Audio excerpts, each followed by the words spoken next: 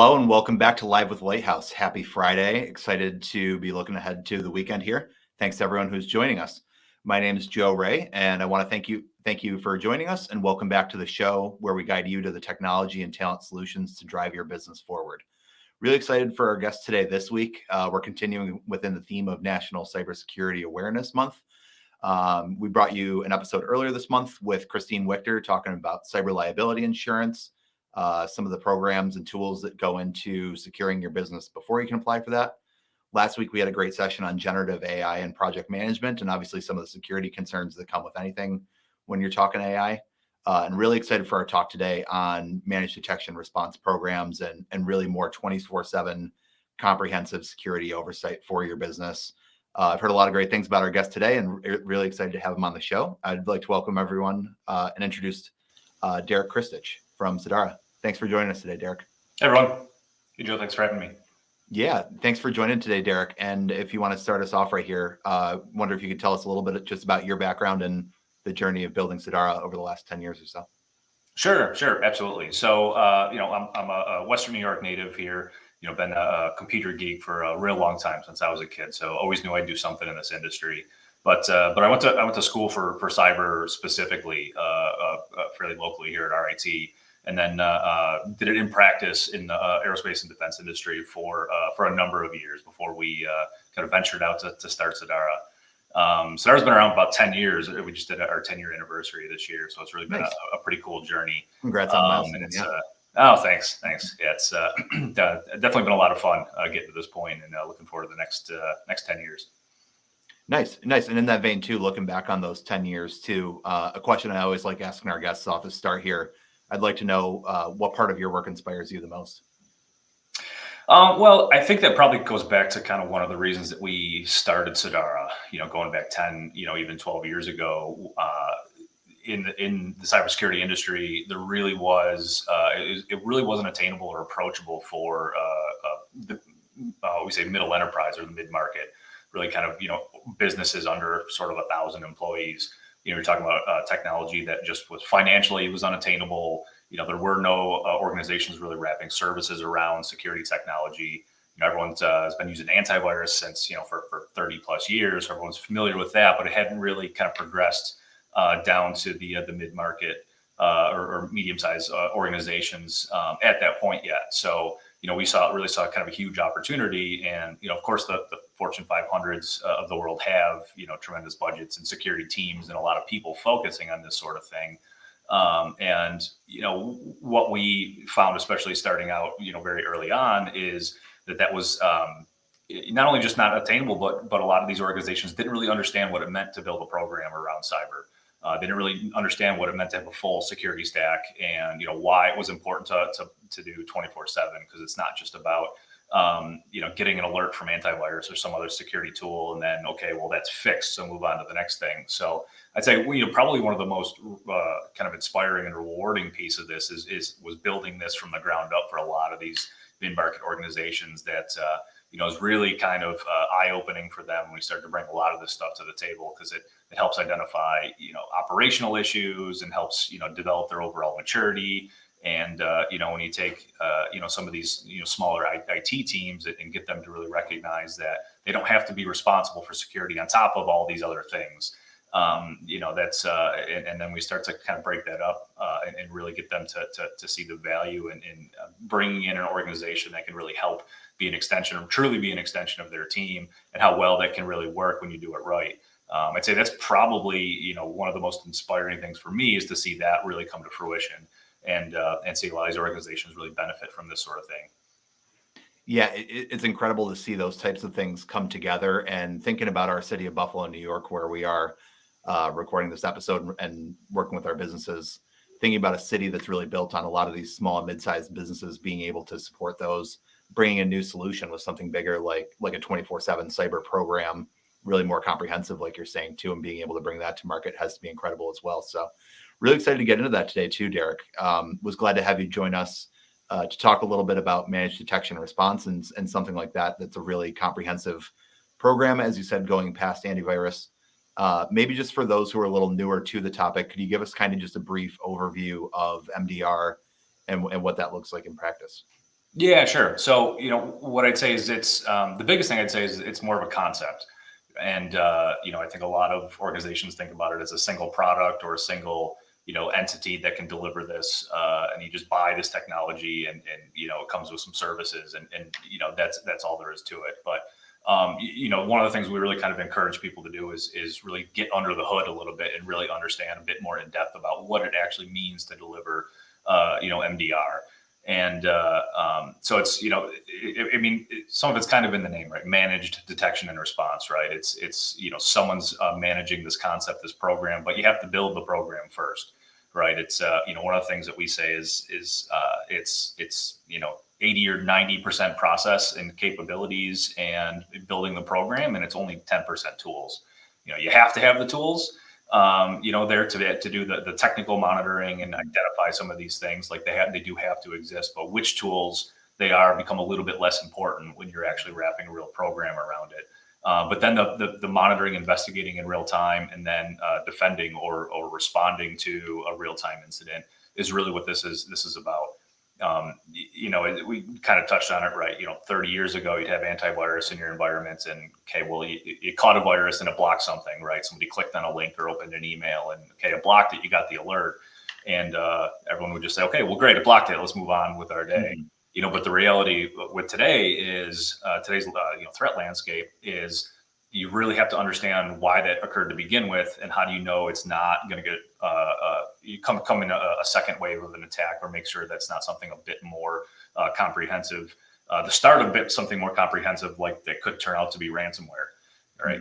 We don't talk a lot about ransomware. It's definitely an active part of today's landscape. But one of the things we say about ransomware is it's step 10, right? That's the end goal for someone that's an attacker that's looking to carry out these types of things. So what we say is, all right, well, if that's step 10, we should be able to catch them at 9 other steps before they get to that point. And that's really the goal of MDR, is to catch these things very early on before they become the 3-alarm fire, whether it be ransomware or data theft, or redirecting, financial transactions is becoming more and more common. We're seeing, people interject themselves into the process and, redirect payments in the hundreds and hundreds of thousands of dollars. And, just the direct financial loss that comes with these types of things. You got to be able to catch that earlier in the process, and you have to be able to be much more diligent about it, to say, all right, well, I got a phishing email that came in, and okay, well, it's great, we caught it and blocked it, but did 20 other people get the same email, right? Is there another wave of those going to come from the same domain the next day or the next week? And are there other artifacts in the environment related to an attack, related to a phishing email that you need to be aware of? Like, it's not just blocking the fish. Maybe it's other things that need to be prevented in your organization now. So that's really kind of the concept behind MDR, is to look at the wider picture and make sure you're running these things to ground. I think as you talk about the level of depth that you really have to go to do that and to accomplish that, I think it's becoming more and more evident that, IT and security are two different things. IT doesn't, their job is to keep the business running and effectively and efficiently. And when a security incident pops up, if they have to be forced to make a choice on what they're going to focus on, they got to focus on keeping the lights on and not doing deep, in-depth investigations. And that's where I think why you're really starting to see the big shift. I think MDR is really just quickly becoming the de facto standard for mid-market, mid-size organizations, just because it's much more cost effective than hiring 2 people and buying all the tools and then trying to build all this yourself. If you can just find an organization that really aligns with the way you want to do business and the way your IT team operates, it's a much easier integration than a lot of organizations think. Thanks, Darrick. Yeah, there's a lot of interesting points there between thinking about an organization that can act as an external partner and provide that support as well. And then also thinking about what you said as well, something like ransomware being a step 10, really an escalation. You're thinking about wanting to have not just tools, but also people and processes in place to be really proactive monitoring for some of those. Maybe it's just like an email phishing thing that's targeting a small percentage of employees. Maybe it's a broader campaign, like you said as well. But really, wanted to hammer home that point as well of how does that proactive element within a 24/7 monitoring program, what's the impact of that for the business when you have that in place? Well, so it's I think one of the things you're seeing more and more is that it's multifaceted, right? The impact in a lot of different uh, positive benefits of it, right? So there's obviously the technical security aspect of it, that you're more secure. You're not going to have if frankly, if you're spending time remediating true security incidents, that's time that does take time out of IT and a lot of time out of other people within an organization. So Mm-hmm. so it's wasted time, it's wasted money. So if you're avoiding those, right, there's a cost benefit factor. And again, if rather than trying to build all of that internally, and it's certainly doable to buy all the tools and bring all the people and do all the coverage, but it's a lot of times it's more cost effective just to insert an external organization to do that sort of thing. But you're starting to see a lot more organizations, especially with compliance mandates coming down from various governing bodies, that organizations are leaning into this much harder and trying to make this as a value add to their customer base as well. Especially when you're talking service providers, when they can promote a secure service to their customer base, not just a service that works, but now they can, prove that there's a security element to it. There's a positive flow down to their customer base for that. You're starting to see a lot of requirements in the defense defense sector, right? I mean, not starting to. I mean, it's been going on for a decade now, but it's starting to heat up quite a lot. Where there's requirements to protect the government supply chain now. So, a lot of mid-market organizations are finding out now that they've been doing this at that much higher levels, and now they have to do the requirements and they have to flow those down to their suppliers as well.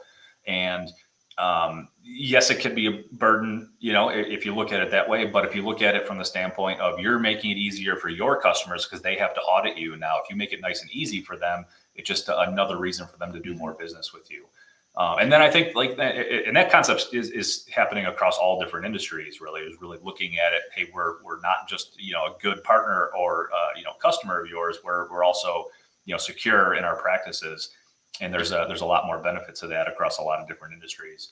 And then I think the third one, that we're seeing more and more, and you kind of touched on this about your recent episode that you had on cyber liability insurance, is that's becoming more and more of an issue for organizations. And a lot of times IT is not necessarily in those discussions about insurance in cyber liability or otherwise, but they're having to answer some of these questions. If anyone's dealt with the big questionnaire, it's the big question now is like, well, every year you go to renew, how many more pages of questions are you going to have to attest to? So premiums are going up. It's becoming more challenging even to get cyber liability insurance. Just because of that entire industry is frankly having to pay a lot out for ransomware claims, so they don't like to do that. So how do you avoid that? You start to promote better practices and then audit against those. So if you look at it from that standpoint, there's a benefit of it. It's becoming easier to get through that process, and frankly, you're seeing lower premiums if you can prove that you have all of these things in place. And again, it's a matter of how you put them all in place. But if you can prove very, very quickly that you have a comprehensive cybersecurity program in place and it's active and it's mature, you're going to see a lot of benefits across the organization. You definitely are, and I think one principle that really underlies a lot of that, and you mentioned it a little bit in there, is just the principle of trust. That whether you're talking about a certain service or whatever that you provide, you can say you build trust with your customers. You can say that your customers can trust your security and things like that too. But obviously, like you said too, whether it's through applying for an insurance policy, whether it's meeting a certain bar of compliance and earning a certification, things like that, there's ways to really show that as well through your investments, through your practices, things like that. So really appreciate that as well, because that's a really comprehensive picture of what it takes to reach that type of standard. So we talked a lot really about the program and what managed detection and response looks like in certain instances. We've talked about, why it's worth investing and considering that. What does it really look like? What are the different types of components of that type of program, between some of the technology tools that might go into it beyond a basic antivirus, and then, the types of people that you need in place, whether in-house or through a partner, that make all that happen? Yeah, absolutely. Good question. So, as we mentioned before, one of the things we say is it's 80 or 90% process and capabilities and the program around it. It's not just a single person, it's a team of people. But there is an element of technology there that needs to exist, right? So everyone still has to have, antivirus. It changes a little bit in today's landscape, right? It's not just your traditional antivirus. It's, they call it the next gen antivirus, or layering on EDR concepts for deeper investigations is becoming a table stake. So that's like a core part of it. So there are these types of things that people are very familiar with that, or maybe it's the next iteration from the industry that you still have to have that's part of the program. One of the things we say is it's the three pillars of visibility that really have to go into this. So anytime you're talking MDR, it's one of the things we advise people is really make sure you're at least getting under the hood enough to understand in depth, in pretty good depth, like what is the coverage you're actually putting in place? What are you watching? How do you going to identify different security threats in different areas, and then how are you going to respond to them? Because as we mentioned, ransomware is step 10. Like, great, if you have a really solid, endpoint product, great, it's going to be able to protect ransomware at that point. But the other issue is, as I mentioned, 9 other steps. Someone's in your environment to get to the point of deploying that now. So it's not just, well, hey, someone clicked on a link and now we have ransomware. It's usually so much more involved in that. So now you have to get, you're looking at all the other angles within an organization. So we call it the 3 pillars of visibility. So you have to have endpoint level visibility. You're at next gen AV, your EDR. You have to have network level visibility. And this is not uncommon for most organizations, especially with next gen firewalls and things of that nature that are doing intrusion prevention, intrusion detection in much more depth.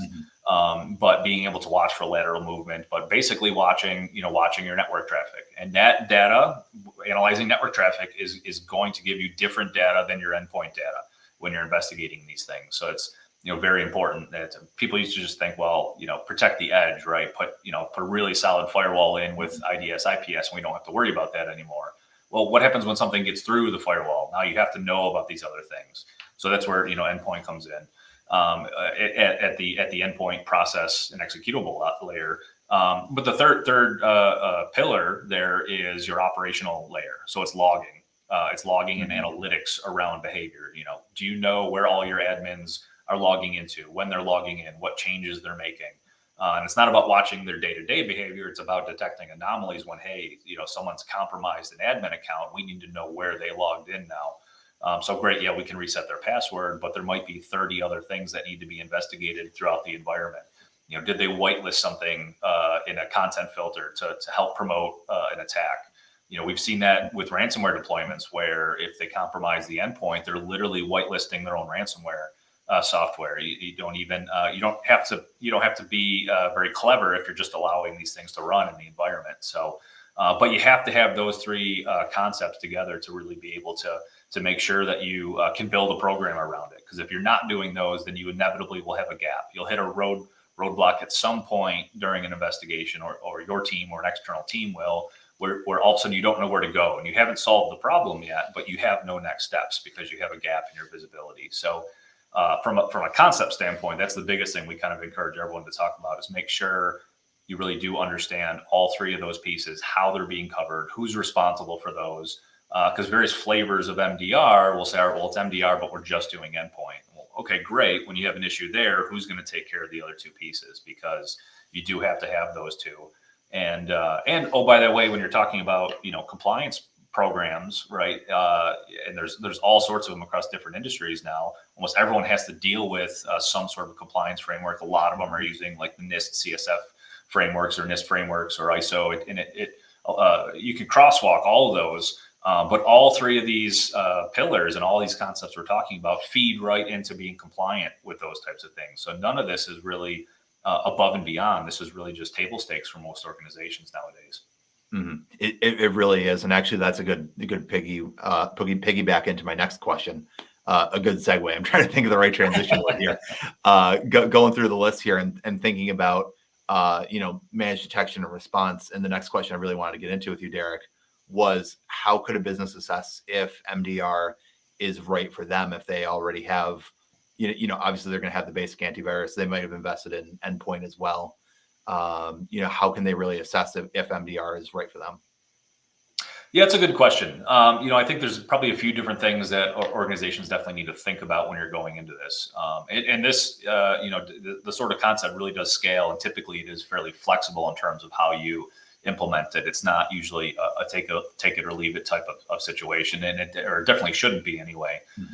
So one of the things we do advise for smaller organizations is, first off, make sure that you do have a sound IT practice or very sound IT service provider that can be involved in these types of discussions.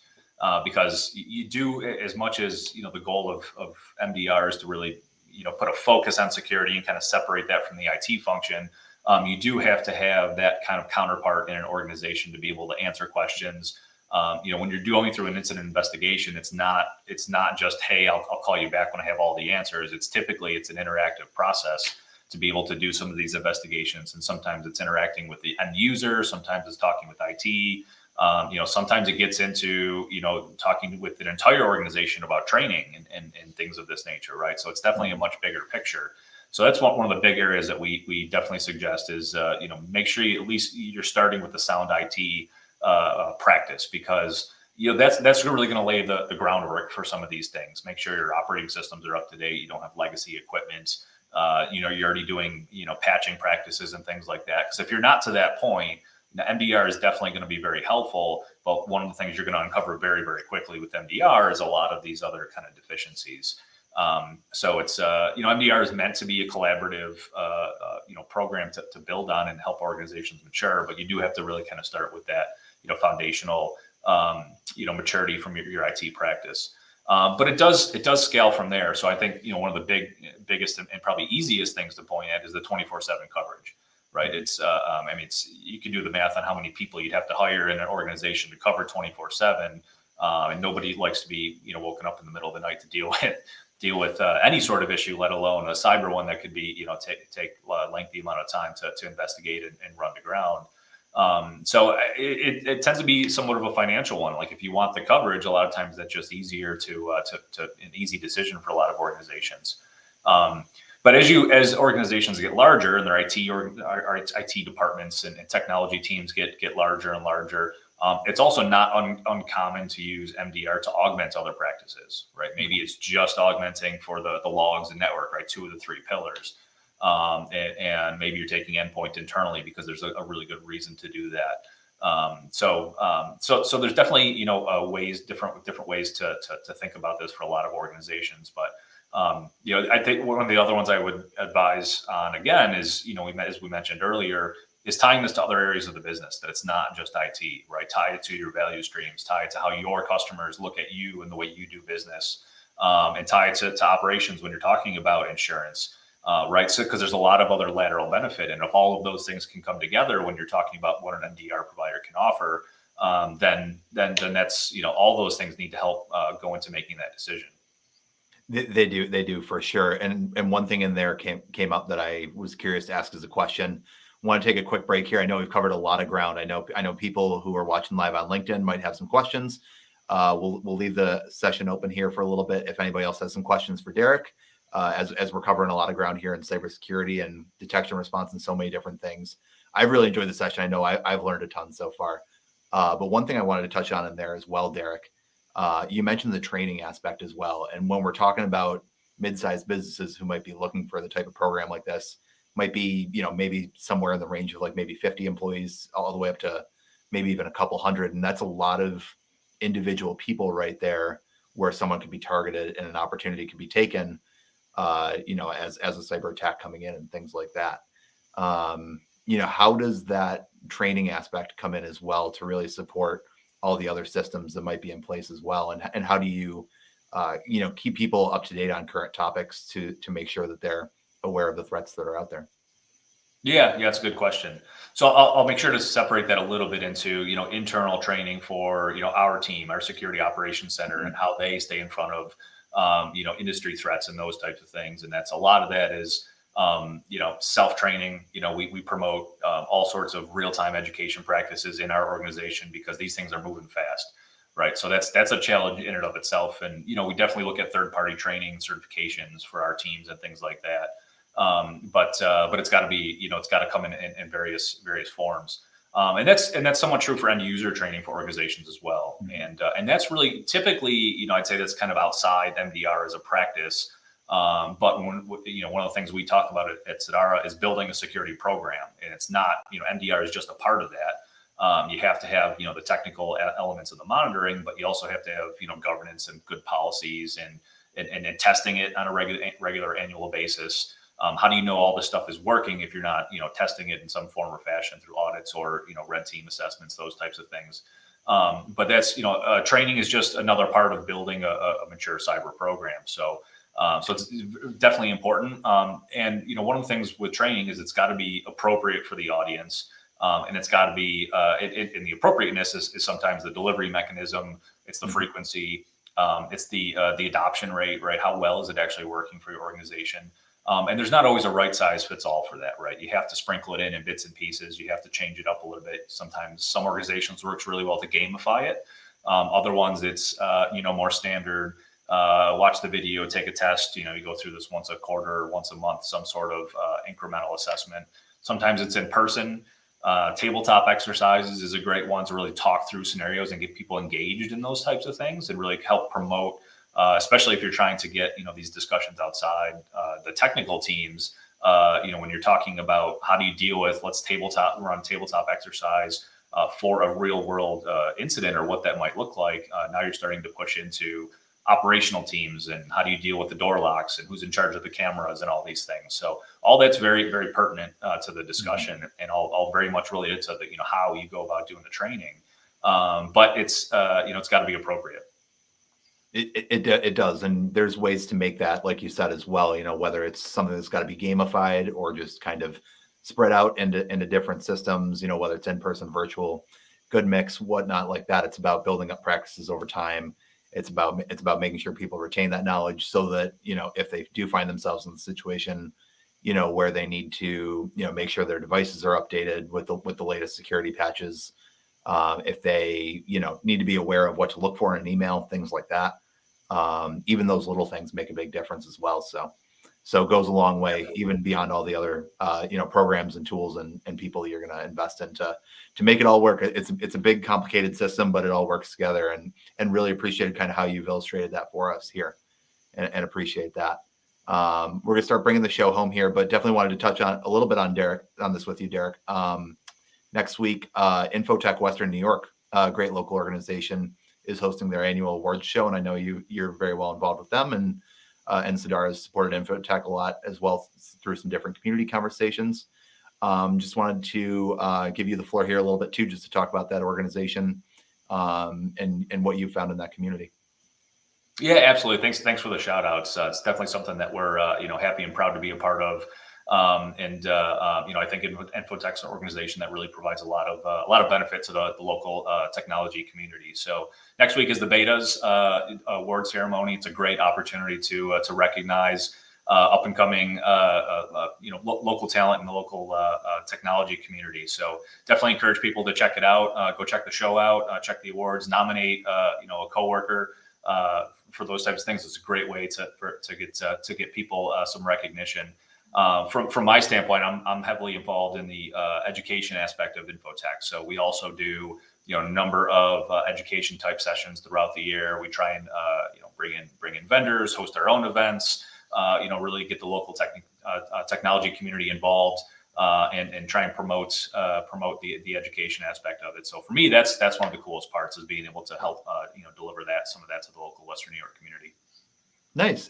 I'm really looking forward to the tech showcase part at the start of the event every year. I always love getting to see different companies from throughout our community, but I also love seeing a lot of the younger, like middle school and high school kids who come out and do a lot of the robotics demonstrations and getting to see some of the tools that they get to get their hands on through different community programs and different schools. And these kids are learning incredible technical skills from a young age, and they're going to be tomorrow's cybersecurity professionals and running these types of programs and things like that. So it's a really cool event. Looking forward to that next week and looking forward to seeing you there and so many others as well. Really special community to be a part of, and really glad that you could come and join us on the show here today, Darrick. and share some of your expertise. So thanks so much for that. We always close with one last question that I'll ask of you. We really started this show in the spirit of one of our core values called Be a Lighthouse, which is all about helping people and guiding them to the solutions they need. And you and your team with Sedara do a great job with that. I wanted to ask you real quick if you have anyone in particular that you'd want to shout out as someone who's helped you or supported you and helped you learn something new recently. Well, that's an interesting question. I'd say we talk a lot about security operations center team here at Sedara, and that's really been a very close focus for me for a very long time, and really kind of what we started, how we started. Started Sedara. So it's a very important team right now, but it's very much flipped right there. They're the ones that are really kind of focused on learning these types of things and, staying in front of all of the education pieces and then promoting that education out to not just to our customers, but to myself and the rest of our team here too. So maybe shout out to them for the great work they do and really being on the front lines of being able to deliver this, because without them, we wouldn't be doing it. We wouldn't be successful at what we're doing. But it's very much on the education side. As mentioned, 80 to 90% process, and that's that team staying in front of education and really promoting that up through myself and everyone else. So maybe that's interesting one, but we can make it a group honor for sure. Absolutely, yeah. Absolutely. So great work, and incredible to hear about some of the developments over this 10-year start for Sedara, and great to hear how your team has grown, how you've been able to make an impact in the community here and bring in this new service offering to a market that's could really benefit from it in this community. So Darrick, thanks so much for joining the show today. Thanks for coming on Live with Lighthouse and sharing your expertise, and we appreciate you. Thank you. Thanks for having me. Yeah, thanks everyone. See you next week.